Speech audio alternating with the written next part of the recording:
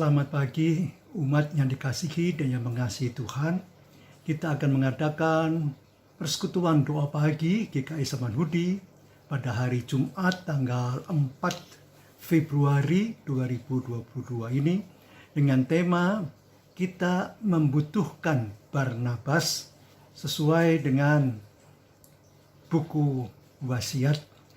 Maka mari kita awali doa pagi kita dengan menyanyikan dari nyanyian Kidung Jemaat, yaitu nomor 402, bait pertama dan kedua saja. Ku perlu juru selamat. Ku perlukan juru selamat agar jangan ku sesat. Selalu harus ku rasakan bahwa Tuhanku dekat, maka jiwaku tentram, takkan takut dan enggan, bila Tuhanku membimbingku di dalam pun tentram. Ku perlukan juru selamat, karena imanku lemah, hiburannya menguatkan, sungguh tiada bandingnya. Maka jiwaku tenang, takkan takut dan enggan, bila Tuhanku membimbing ku di malam pun tentram. Mari sebelum kita membaca Alkitab dan merenungkan secara singkat, kita datang terlebih dahulu dengan doa. Mari kita berdoa. Bapa Surgawi, terima kasih karena waktu terus bergulir. 1 bulan sudah kami lewati, tahun yang baru saja kami terima, 2022 ini, bulan Januari, 31 hari sudah kami lalui, dan hari ini kami sedang menginjakkan kaki kami di hari keempat dari bulan kedua Februari. Terima kasih untuk semua penyertaan, kekuatan, pertolongan Bapa yang sudah Bapa berikan. Berikanlah Roh Kudus tetap bekerja sehingga apa yang kami akan baca dari Alkitab, apa yang kami renungkan, sungguh mempunyai makna dan arti dalam kehidupan kami untuk perjalanan iman yang tidak sederhana yang masih harus kami jalani bersama. Bekerjalah ya Roh Kudus, karena kami sedia dipakai oleh-Mu. Dalam Yesus Kristus yang telah mengutus Roh Kudus itu, kami hantar doa kami kepada Bapa.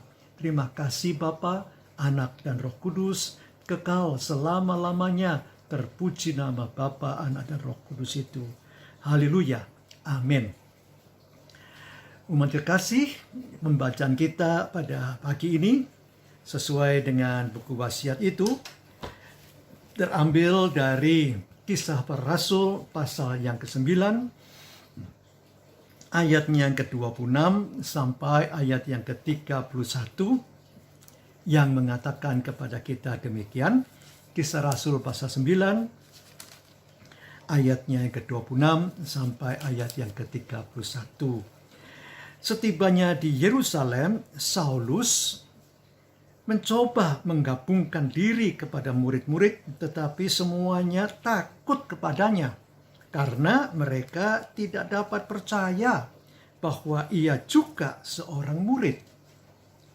Tetapi Barnabas menerima dia dan membawanya kepada rasul-rasul dan menceritakan kepada mereka bagaimana Saulus melihat Tuhan di tengah jalan dan bahwa Tuhan berbicara dengan dia dan bagaimana keberaniannya mengajar di Damsyik dalam nama Yesus. Dan Saulus tetap bersama-sama dengan mereka di Yerusalem dan dengan berani mengajar dalam nama Tuhan. Ia juga berbicara dan bersoal jawab dengan orang-orang Yahudi yang berbahasa Yunani tetapi mereka itu berusaha membunuh dia. Akan tetapi setelah hal itu diketahui oleh saudara-saudara anggota jemaat, mereka membawa dia ke Kaisaria. Dan dari situ membantu dia ke Tarsus. Selama beberapa waktu jemaat di seluruh Yudea, Galilea, dan Samaria berada dalam keadaan damai. Jemaat itu dibangun dan hidup dalam takut akan Tuhan. Jumlah makin bertambah besar oleh pertolongan dan penghiburan Roh Kudus. Sampai di sini pembacaan Alkitab kita. Berbahagia kita yang bersedia mendengar, menerima, dan melakukan firman Tuhan dalam kehidupan kita. Haleluya. Kita membutuhkan Barnabas. Tema ini memang bersudut dari manusia. Tetapi dari sudut Tuhan, Tuhan pun bisa mengatakan membutuhkan Barnabas untuk membawa Saulus yang sudah bertobat di jalan lurus ke Damsyik, ketika ia harus menangkap para murid Tuhan Yesus dengan surat kuasa penuh dari imam-imam besar untuk melakukan tugasnya. Tapi Saulus kemudian ditangkap oleh Tuhan. Ia menerima penampakan yang luar biasa di jalan lurus ke Damsyik itu. Dan ternyata saudara, kalau kita boleh melihat pembacaan-pembacaan sebelumnya, yaitu dari pasal 9, ayatnya yang ke-10 dan 11, di sana dikatakan bahwa di Damsyik ada seorang murid Tuhan bernama Ananias. Firman Tuhan kepadanya dalam suatu penglihatan, "Ananias," jawabnya, "Ini aku Tuhan." Firman Tuhan, "Mari pergi ke jalan yang bernama Jalan Lurus, dan carilah di rumah Yudas seorang dari Tarsus yang bernama Saulus. Ia sekarang berdoa." Saudara, Tuhan membutuhkan juga Ananias. Untuk apa? Untuk menolong Saulus yang pada saat itu buta.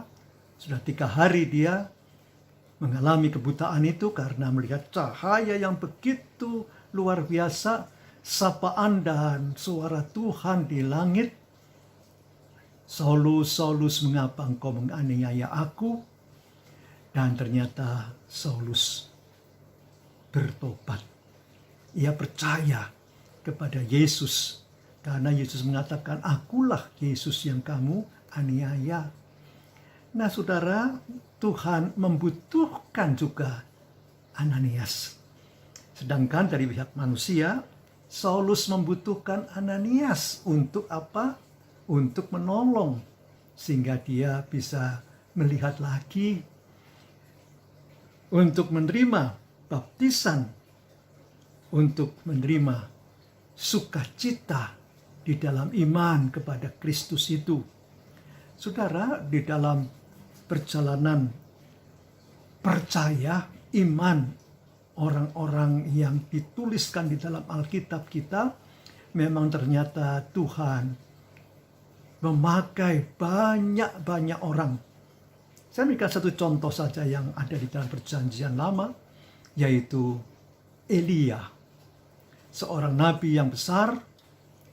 Ia disuruh oleh Tuhan menuju ke Sarfat di Sidon untuk bertemu dengan seorang janda. Dan ternyata selama beberapa lama Elia menerima makanan dari janda ini.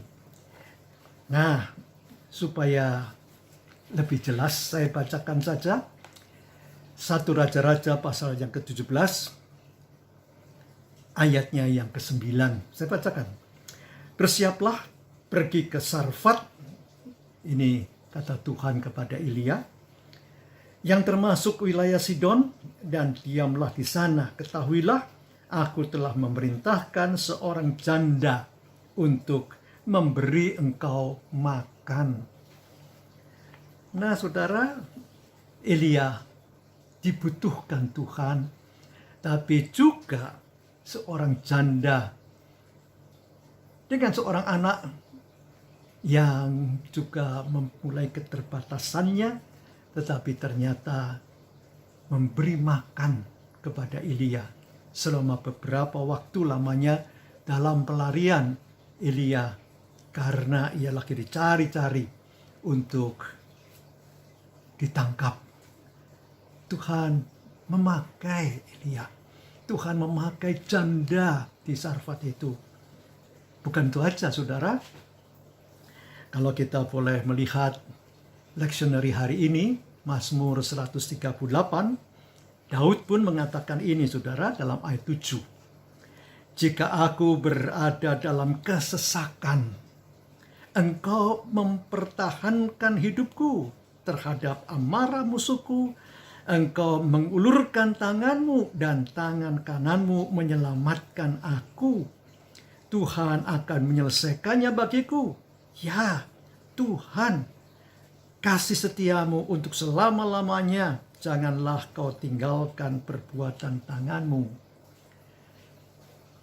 Jadi, Daud mengalami berbagai pergumulan, dan di tengah kesesakannya itu, Tuhanlah yang telah menolong dia. Karena Tuhan masih membutuhkan Daud dalam melaksanakan panggilannya menjadi raja kedua dari orang Israel ini. Nah, saudara, kalau kita boleh menerima pergumulan-pergumulan perjalanan hidup kita. Dalam minggu lalu, kita juga sudah melihat pembacaan dari Yeremia. Ya, bagaimana Yeremia, saudara? Dalam Yeremia pasal 1, saya bacakan ayat yang keempat dan seterusnya. Yeremia dipanggil pada waktu itu. Firman Tuhan datang kepadaku, bunyinya, sebelum aku membentuk engkau dalam rahim ibumu, aku telah mengenal engkau, dan sebelum engkau keluar dari kandungan, aku telah menguduskan engkau. Aku telah menetapkan engkau menjadi nabi bagi bangsa-bangsa. Maka aku menjawab, Tuhan, Allah, sesungguhnya aku tidak pandai bicara. Aku ini masih muda.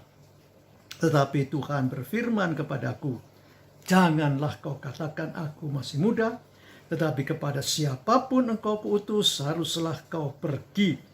Dan apapun yang kuperintahkan kepadamu, haruslah kau sampaikan. Jangan takut kepada mereka, sebab aku menyertai engkau untuk melepaskan engkau.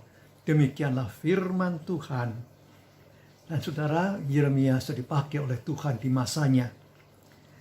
Maka kalau kita boleh bersama-sama merenungkan apa yang terjadi dengan peristiwa perjanjian baru, Kisah Rasul pasal 9 tadi. Awalnya Saulus yang nantinya bernama Paulus itu juga ditolak oleh orang-orang yang ada di dalam persekutuan dengan Kristus karena mereka takut.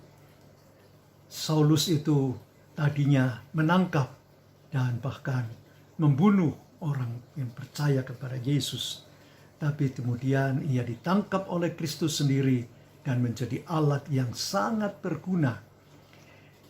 Ananias sudah dipakai, Barnabas sekarang sudah dipakai, dan memang kita juga membutuhkan banyak orang di zaman sekarang ini. Kalau tema kita membutuhkan Barnabas, zaman ini pun Tuhan membutuhkan saudara dan saya untuk menyaksikan kemuliaan Tuhan, untuk menyaksikan perbuatan-perbuatan ajaib yang Tuhan sudah sampaikan dalam hidup kita.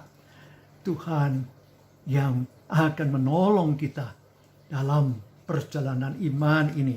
Sehingga seperti Daud tadi mengatakan di dalam Mazmur 138, di tengah kesesakan itu Tuhan telah menolong dia. Yakinlah saudara bahwa Tuhan juga akan menolong saudara dan saya dalam perjalanan iman tahun 2022 ini. Dan Tuhan akan bersama-sama kita terus sepanjang kehidupan kita. Satu hari kita lebih tua sehari. Juga terus-menerus kita akan menjadi tua, tapi biarlah justru iman, pengharapan, dan kasih saudara tetap kokoh di dalam Tuhan. Tuhan akan menolong, memberkati, menguduskan, meneguhkan, menguatkan saudara dalam melaksanakan tugas panggilan. Karena kita membutuhkan saudara-saudara. Tuhan membutuhkan saudara-saudara juga untuk dipakai menjadi alatnya zaman sekarang ini, zaman modern ini, bagi kemuliaan nama Tuhan sendiri. Bersediakah saudara? Bersediakah saya untuk terus-menerus dibentuk oleh Tuhan, oleh Roh Kudus sendiri, menjadi alat-alatnya yang berguna.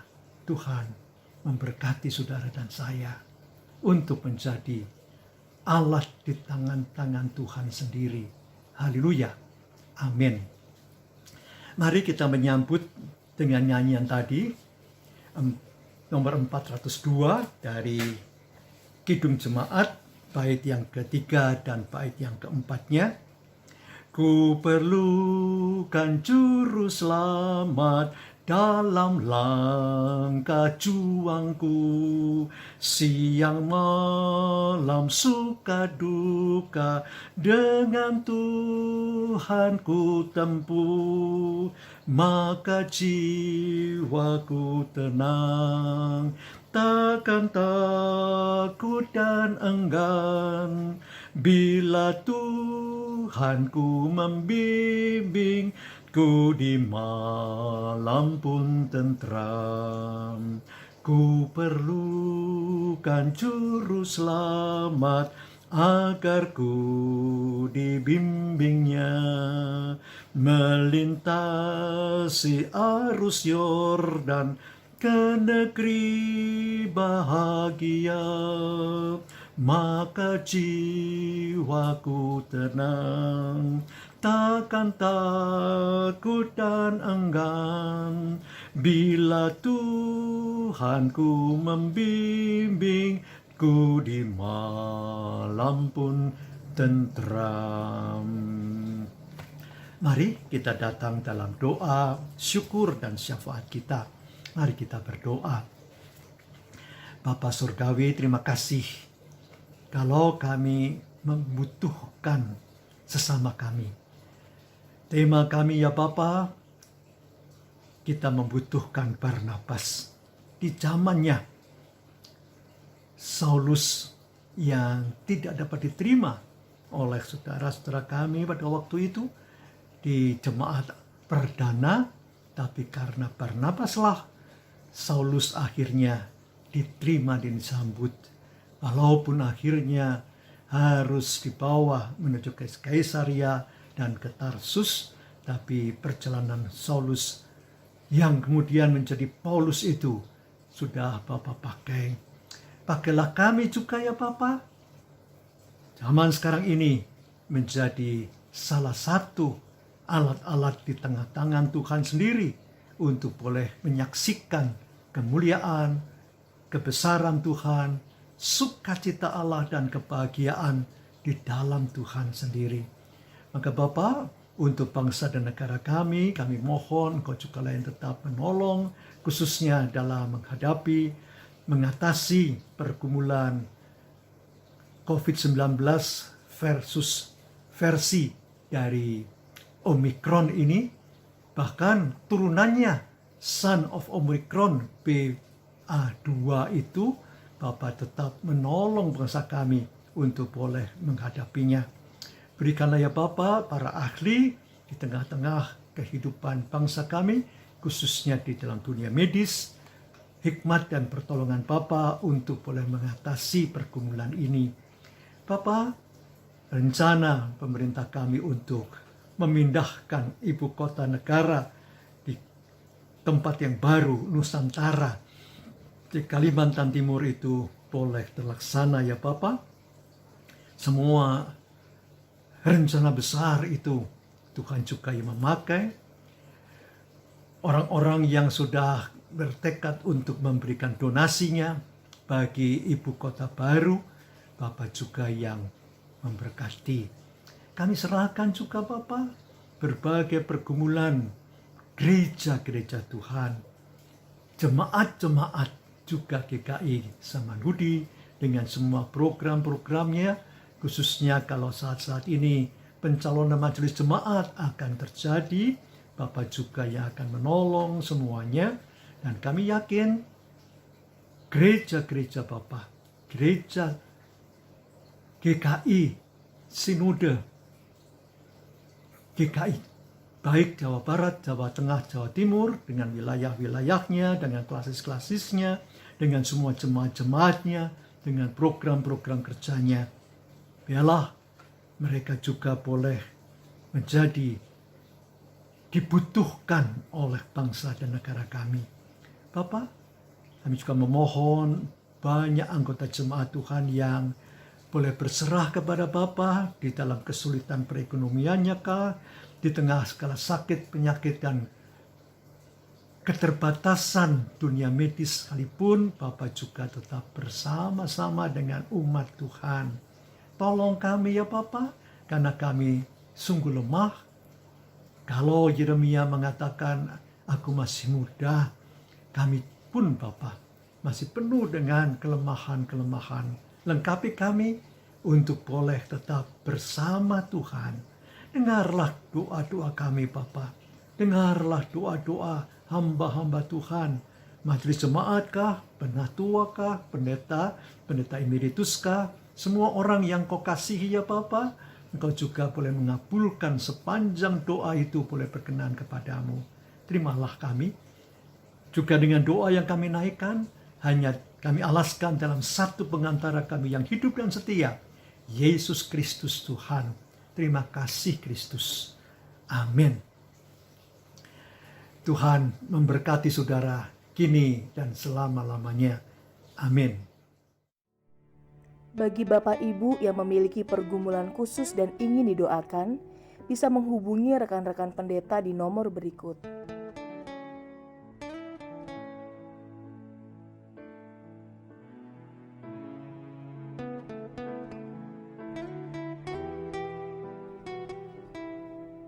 Tuhan Yesus memberkati.